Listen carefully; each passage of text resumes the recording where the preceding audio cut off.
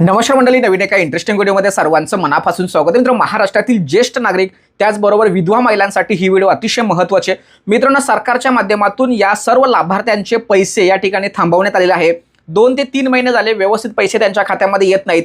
जुलै महिना पूर्णपणे गेला तरी सुद्धा कोणत्याही प्रकारचे अपडेट समोर येताना दिसत नाही. मात्र सरकारने खूप गाजावाजा करत विधवा महिलांचा सन्मान व्हावा, महिलांचा सन्मान व्हावा किंवा ज्येष्ठ नागरिकांचा सन्मान व्हावा यासाठी पोस्टरबाजी किंवा मोठमोठ्या घोषणा सुद्धा केल्या. तुम्हाला सर्वांना ठाऊक आहे की राज्य सरकारने या वर्षामध्ये एक अतिशय महत्त्वाचा निर्णय घेतला. तो म्हणजे आता ह्या ज्या काही विधवा महिला आहेत त्यांना विधवा म्हणून संबोधित करायचं नाहीये, तर त्यांना एक सन्मान मिळावा, त्यांना एक चांगलं अस्तित्व निर्माण व्हावं यासाठी सरकारने त्यांना एक एकल महिला अशा पद्धतीचं वर्डिंग दिलेलं आहे. म्हणजे आता यापुढे विधवा महिला असं घोषित न करता एकल महिला म्हणून त्यांचा सन्मान व्हावा अशा पद्धतीच्या घोषणा या ठिकाणी केल्यात. निर्णय सुद्धा राज्य सरकारने त्या ठिकाणी दिलेले आहेत. पण मित्रांनो, या व्हिडिओच्या माध्यमातून सरकारला माझा एक प्रश्न आहे की तुम्ही महिलांचा सन्मान करता, पण मात्र त्यांना ज्या गोष्टीची गरज आहे ते अनुदान, ती पेन्शन त्यांच्या खात्यामध्ये कधी जमा होणार? जेव्हा जमा कराल तेव्हा त्यांचा खऱ्या अर्थाने सन्मान होईल असं मला ठिकाणी वाटतंय. त्याचबरोबर महिलांच्या संदर्भात राज्य सरकारने एक महत्त्वपूर्ण विधेयक जुलै महिन्यामध्ये टाकला. तो म्हणजे महिला शेतकरी सक्षमीकरण विधेयक त्या ठिकाणी स्थापन करून किंवा त्या अधिवेशनामध्ये मांडला. का मांडला? तर ज्या महिला आहेत, ज्या विधवा महिला आहेत किंवा एकल महिला आहेत त्यांचा कुठेतरी सन्मान व्हावा आणि शेतकरी योजना ज्या काय आहेत त्यांच्यामध्ये त्यांना 30% आरक्षण दिलं. म्हणजे कुठेतरी महिलांचा सन्मान व्हावा हा उद्देश डोळ्यासमोर ठेवून सरकार हे पाऊल टाकतंय. पण सरकारला या ठिकाणी एक गोष्ट कळत का नाहीये की खऱ्या अर्थाने त्या एकल महिलांचा किंवा विधवा महिलांचा सन्मान कधी होणार?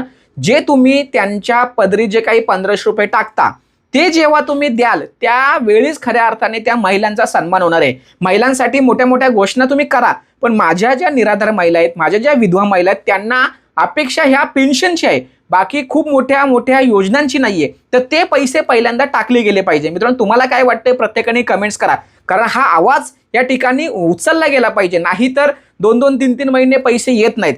आता ज्येष्ठ नागरिकांच्या संदर्भात जर विचार करायचा झाला तर सरकारने एक अतिशय महत्त्वाचा मोठा निर्णय घेतलाय. तो म्हणजे प्रत्येक जिल्हाधिकारी कार्यालयामध्ये एक ज्येष्ठ नागरिक सहायता केंद्र स्थापन केलंय आणि त्या ठिकाणी कोणताही प्रश्न ज्येष्ठ नागरिकांच्या संदर्भात आला तर लगेचच त्यावरती कारवाई करण्याचे आदेश संबंधित अधिकाऱ्यांना दिलेला आहे.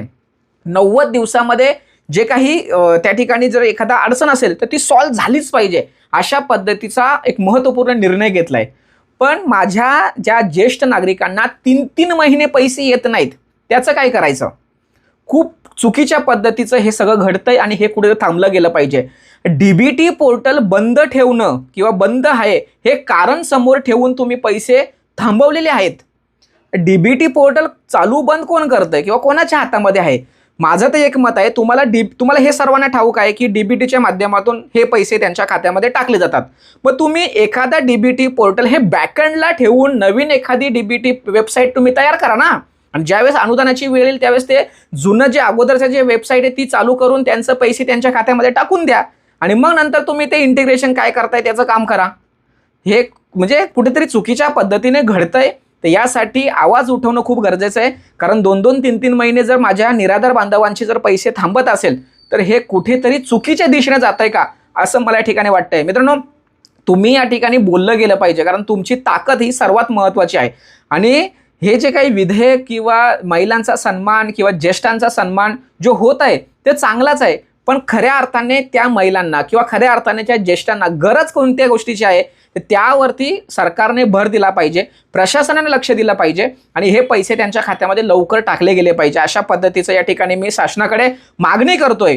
तुम्ही एका ठिकाणी महिलांचा ज्येष्ठांचा सन्मान करताय, पण सगळ्याच योजनांपासून ही लोक वंचित आहेत, तर ते होता कामा नये. खऱ्या अर्थाने त्यांना जे लागू केलेलं पेन्शन आहे, योजना आहेत त्या सुरळीतपणे जर चालल्या तर खऱ्या अर्थाने त्यांचा सन्मान झाला असं या ठिकाणी म्हणायला काहीच हरकत नाही. मित्रांनो, या व्हिडिओच्या माध्यमातून सर्वांना एक विनंती आहे की तुम्ही तुमच्या लेवलला थोडंसं सरकार किंवा प्रशासनाच्या संदर्भात जागरूकता केली पाहिजे की बाबा हे चुकीचं आहे, आमचे पैसे आमच्या खात्यामध्ये टाका. ही योजना ठराविक इलेक्शनसाठी नाही आहे, ही अस्तित्वाची किंवा एक जीवन उपयोगी योजना आहे. तिच्याकडे असं मानधन येईल तेव्हा येईल, पेन्शन येईल तेव्हा येईल असं करू नका. नाहीतर हा सावळा गोंधळ नेहमी असाच राहील आणि आपले पेन्शन एका महिन्याचे येतील, एका महिन्याचे येणार नाही, एका महिन्याचे येतील, एका महिन्याचे येणार नाही. 12 महिन्यामध्ये किती महिन्याचे पेन्शन येतात याचं जर गणित जर बांधलं तर सर्वात मोठा प्रश्नचिन्ह सरकारवरती आणि त्या प्रशासनाच्या सिस्टमवरती निर्माण होतो. तर हे कुठेतरी प्रत्येकाने समजून घेतलं पाहिजे आणि त्याविषयी आवाज उठवला गेला पाहिजे. हे पैसे लवकर लाभार्थ्यांच्या खात्यामध्ये टाकले गेले पाहिजे. संबंधित आमदार, खासदार, अधिकारी यांचे पेमेंट तुम्ही मागे पुढे करत नाहीत, हे वस्तुस्थिती आहे. मग यांच्यासाठी डीबीटी हे कारण समोर ठेवणं साफ चुकीचं आहे. याकडे बारकाईने लक्ष प्रत्येकाने दिलं गेलं पाहिजे. म्हणून मित्रांनो, या संदर्भात तुमचं मत काय प्रत्येकाने कमेंट्स करायचा प्रयत्न करा. मी नक्की तुमच्या कमेंटची वाट बघणार आहे. जे चॅनलवरती पहिल्यांदा आला असतील त्यांनी चॅनलला लगेच सबस्क्राईब करा. महत्त्वाचे व्हिडिओ सर्वांना शेअर करा. धन्यवाद.